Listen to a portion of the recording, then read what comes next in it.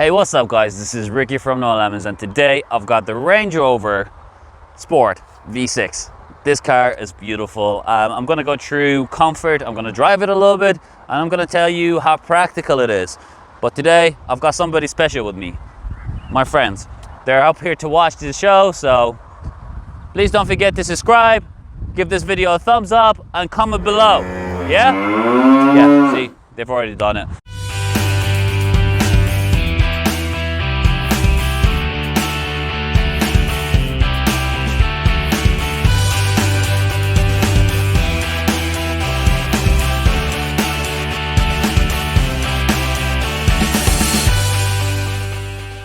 So, what's different about this one?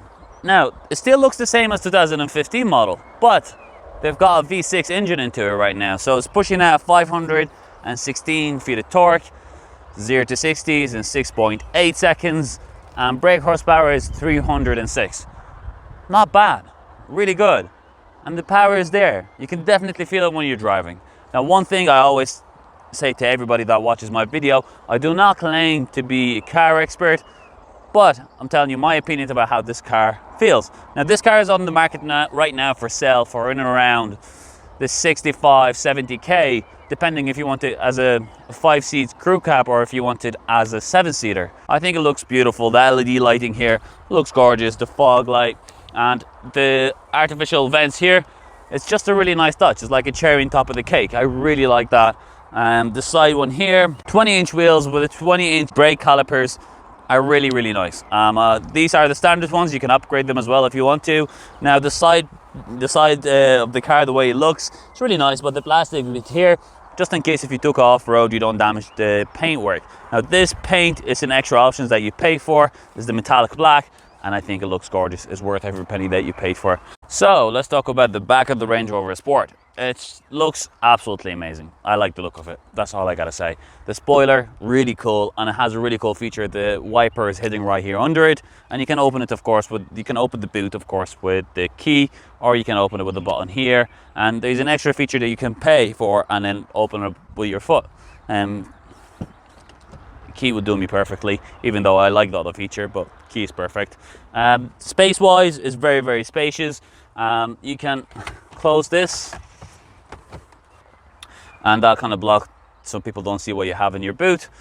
And then the back seats here, where it's a 7-seater if you remember, you just simply press a button and that brings it up for you, which is very advanced and very cool. Now of course you can remove this as well, so you're not going to keep this. You've got lights in the back, you've got a hanger to hang your clothes, and you've got sockets there to charge your phone. Plenty of space. Even if you just needed one person to sit here, and then you still use the car space a lot more bigger. This is a review, so let's talk about comfort as a front seat, back seats, and so on. And we're going to take it for a drive as well and see what you guys think. It's the Sport model, so the suspensions and everything else is just a little bit more stiffer, but still is really comfy. In the front seat, it got 16 different options. You can change the setting of the seat to make it to your favorite comfortable position. And there's nothing more to say there. Super comfy. Now the system is super easy to use, to connect your phone and so on. It's not as hard as the Porsche, or it's not as hard as the BMW. Then the BMW once you get used to it, it's become easy. But this one is straightforward. Anybody can control it. I think it's quite easy to use. Luxury wise in the inside, I think it looks very luxurious at the same time. The black leather everywhere, black leather on the steering wheel. So yeah, that's the comfort out of the front seat. A 10 out of 10. In terms of storage as well on the front seats, there's storage everywhere, and the middle center console, it's really big. You can put large bottles, you can put small bottles, and the panoramic roof is really cool to have as well. It goes all the way to the back. It's really nice. Going in and out in the back seat is super easy. Now for short people like myself, you might need a step, but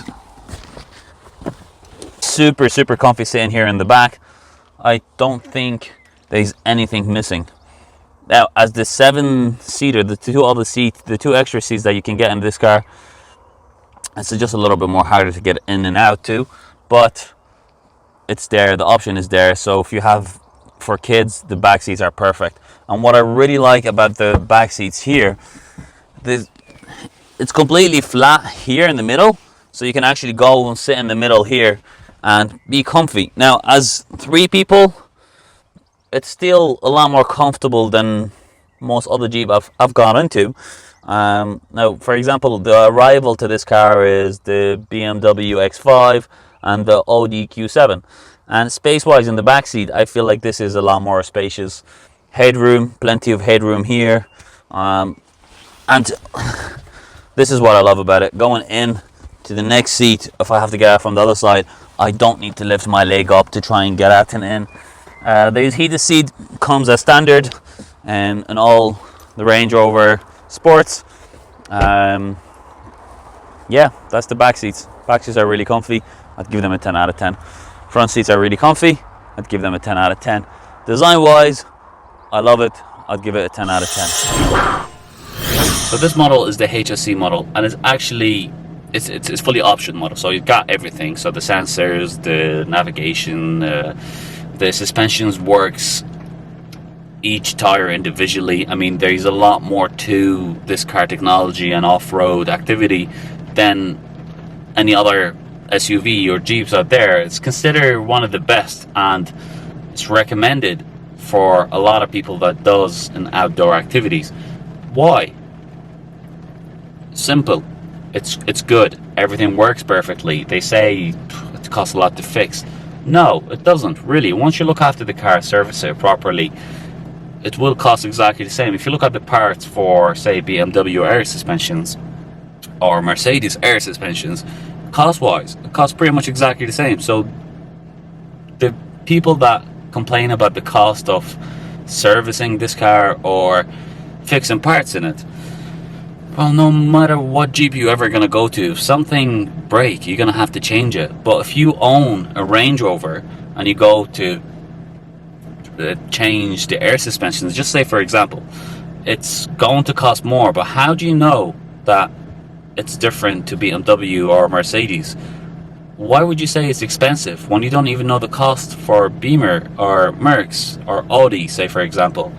Cost wise, it's pretty much exactly the same. There is not that much of a difference. It definitely separated it for me from any other SUVs out there.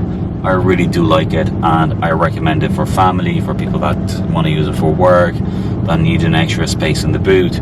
Is definitely a 10 out of 10 for me, and I wouldn't give that score to any other car really until I drive them and I truly feel that they deserve a 10 out of 10. So tax on this car is 750, and it's really good, much better than the last Range Rover 2015 under.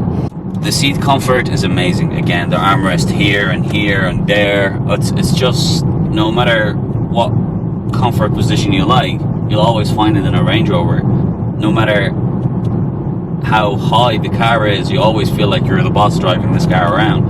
And I really like that. Right now I own a BMW X1 along with my BMW i8, and I use the X1 a lot for, say, shopping and heavy duty kind of stuff. I wouldn't use the i8 kind of every day. And after driving this Range Rover, it actually made me think that I really want one. Now, I'm not comparing this to the BMW X1 at all, but it just made me fall in love with it. I think if you drive it, I think if you take one of these cars out on a test drive and drive it yourself, you'll know exactly what I mean. It's a beautiful car, drives really well. So driving this over the bumps, again, it's amazing. It's really good. Now it's a sport model, so you're expected to be a little bit more stiffer on the suspensions, but it's not that stiff. It's actually pretty good, unless you put it on sport mode, obviously, and you lower the car down. In terms of lag, there isn't that much of a lag. The turbos they did on this engine, it's amazing. I like that. In terms of long journeys, I can see myself driving this for hours and hours. I'm not getting tired.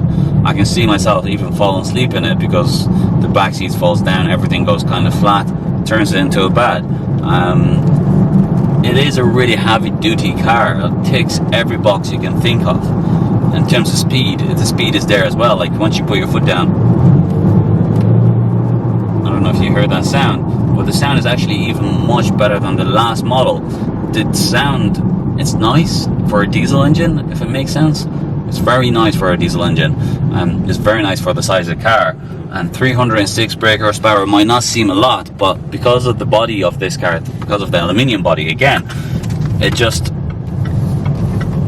doesn't need any more, if you get me. Now of course you can remap it and then go crazy if you want to, but would you want to? I could put this on manual pedal shift and then put my foot down, and if the car feels so much more sportier, it's a lot more responsive.